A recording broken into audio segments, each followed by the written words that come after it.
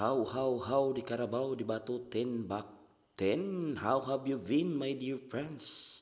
Wishing you and your family a good health. For today's video, ako usa na punta ka fake tour guide, no? So, atong guest this time, they are from Spain. So, they are Espanyol, no? Spanish nationality. As you can see, early morning pa lang ginakuha na to atong mga guests, no?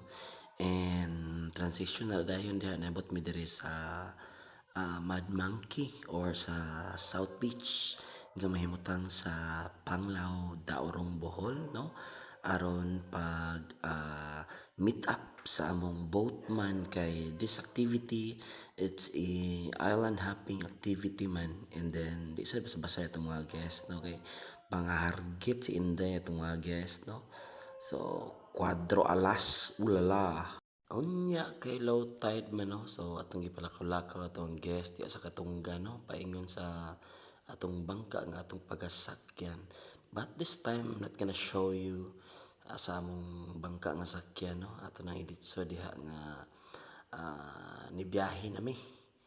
So mangutan na ka sa metong participation diri nga activity, no. So this is a island hopping activity, and then actually they have their own GoPro. So still ako gyapon underwater videographer ani nila, but this time ilang grupo itong gigamit. So what ay mo yung mga clip diri, no, nga atong gishutan atong guests o pila ka tikangan diha, no. So tara nanaga na gid mi, so nanglutaw na mi, and this time medyo gwapo yung panahon ani, no.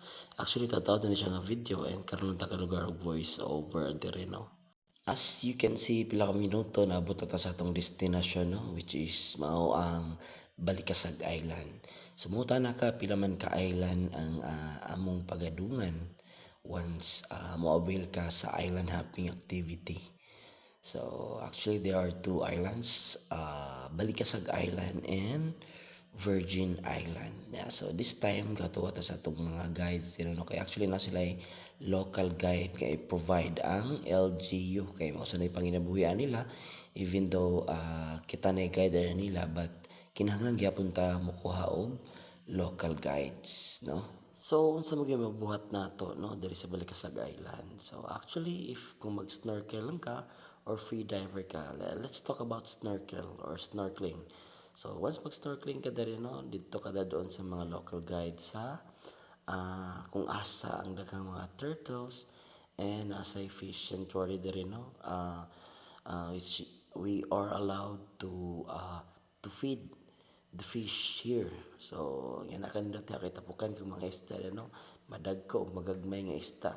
So it's 30 minutes sa fish cage or sa fish sanctuary, and then actually it's not a cage, so wala siya fish cage, no, it's sanctuary, and then after 30 minutes palhin na sa sa turtle. Well, it depends sa local guide diri kung asa sila dadaon, either sa turtle area ba siya una or sa fish sanctuary.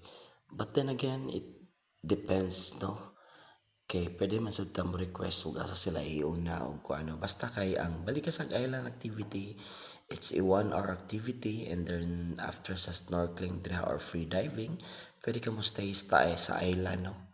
There pwede ka mag-lunch sa island, but di siya recommended nung direkta mga on kay medyo mahal-mahal yun diri sa Balikasag Island. So before mag-end itong video, balikon ako sa makausa ang atong participation diri.